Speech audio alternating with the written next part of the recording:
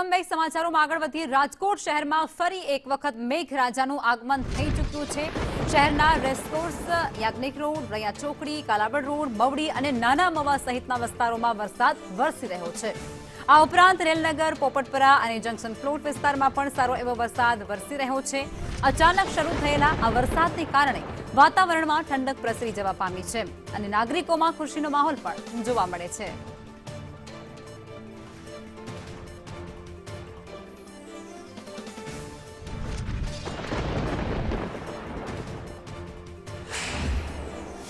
રાજકોટમાં વહેલી સવારથી મેઘાવી માહોલ છવાયેલો છે. શહેરના અલગ અલગ વિસ્તારની અંદર સમયાંતરે વરસાદ વરસી રહ્યો છે. રાજકોટના રેસકોર્સ વિસ્તાર, યાજ્ઞિક રોડ, શાસ્ત્રી મેદાન, જામનગર રોડ, રેલનગર સહિતના વિસ્તારો છે, ત્યાં ધીમી ધારે વરસાદ વરસી રહ્યો છે. તો કેટલાક વિસ્તારની અંદર જોરદાર વરસાદી ઝાપટા પણ પડી રહ્યા છે.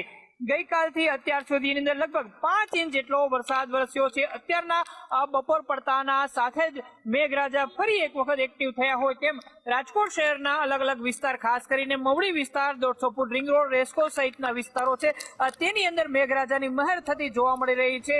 સમયાંતરે પડતા વરસાદના કારણે રાજકોટવાસીઓ આ વરસાદનો આનંદ માણતા પણ નજરે પડી રહ્યા છે.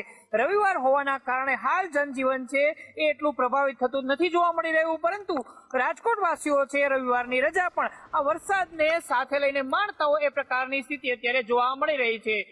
રાજકોટવાસીઓ ઈચ્છે છે કે હજુ પણ ધોધમાર વરસાદ શહેરની અંદર પડે અને શહેરની અંદર વરસાદના કારણે જે પાણીની અછત છે તે દૂર થઈ જાય.